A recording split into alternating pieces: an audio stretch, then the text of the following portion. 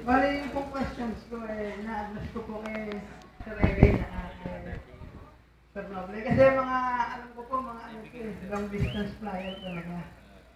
Kasi po ang problema namin lahat, generally, yung ipon po namin, kahit po i-breed namin na sa alam namin na long distance talaga yung bloodline.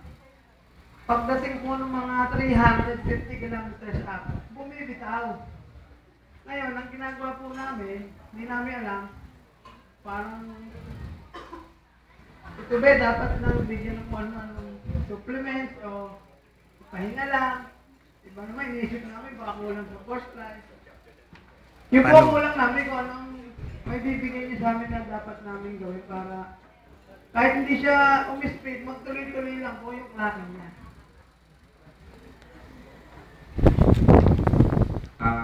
Magandang gabi po sa inyo lahat.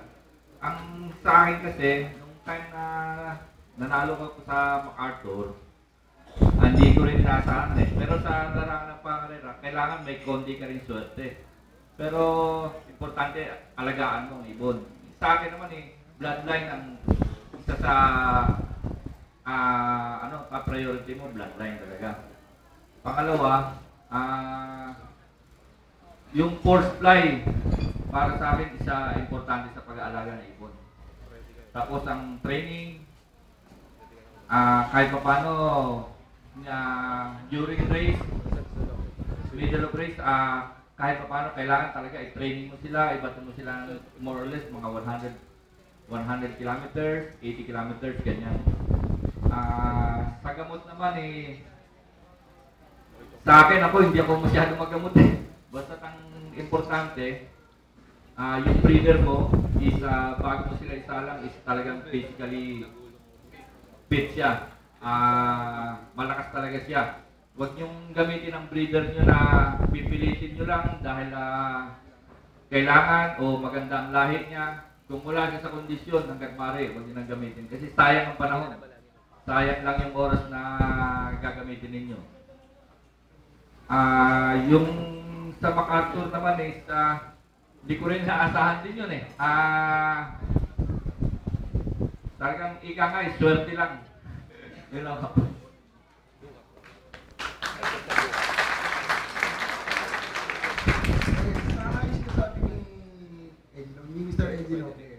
Actually, lahat naman, kahit ako, hindi ko naman inaasahan yung ibon na umuwi. Pero sana, in-enter ko naman ako siya lang, siguro walang po siya yung ibon na umuwi.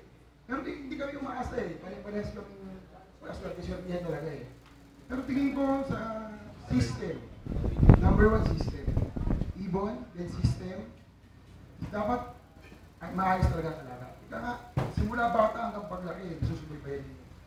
Dahil yung ibon na dyan binyado nila, nandiyan na. Kaya kailangan importante, alaga. Yung training, napaka-importante. Ako, dyan ako, malakas ng training. Saan training? Kung walang training sa club, sarili, halos araw-araw ako nag-training. First na yung importante.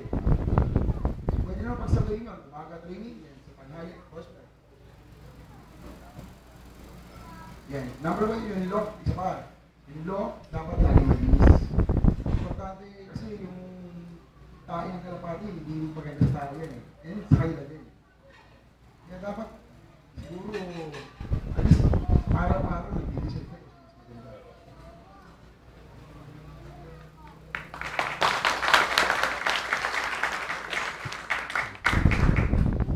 Singit lang yung sinabi ni Eddie saka ni Egay, tama yun. Yung sinasabi ni Eddie na wala naman siyang gano'n binibigay na gamot, I want to emphasize na marami nagka-text sa akin.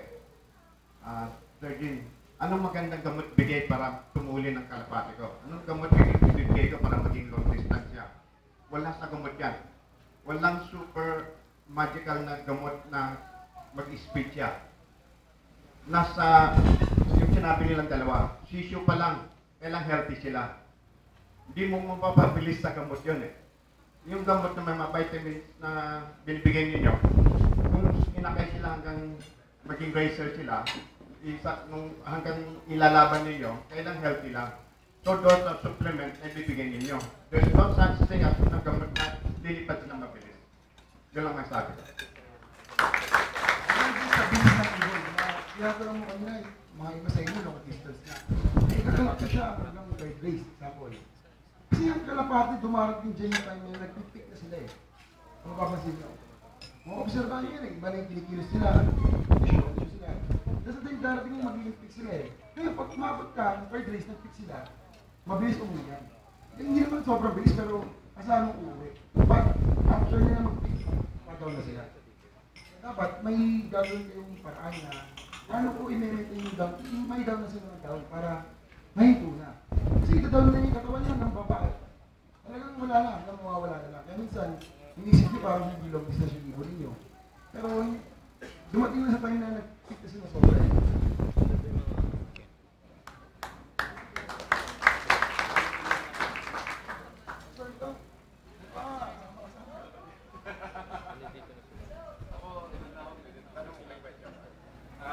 Kung Silpang may question.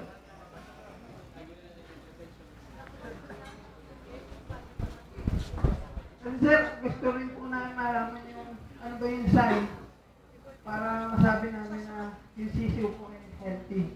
Although ginawa na po namin yung mga proper medication, yung mga preparation, tapos kasi po, pagka nagkakausap-usap kami, napakadami namin yung nag-uusapan na dapat gano'n, dapat ganito. Pagka daw kalbo yung sisiw, dapat itapon na. So nagugulahan kami, hindi po namin alam kung ano yung talagang standard na pagtingin po ng sign na talagang healthy yung mga inaay. Okay, in my part, let's say pag sinipon o may kunting takit, or payat siya, or maliit o malaki, I don't like big birds. Pag malaki, kinakatay ko na. I rather to have medium birds, saka healthy sila na pag lumalaki sila, pag nakita ko hindi maayos, kinakatay ko na. Huwag kayong maghinayang. Iba, sayang. No. Ilaban mo na the best na, the most healthy na racer na yung may laban mo.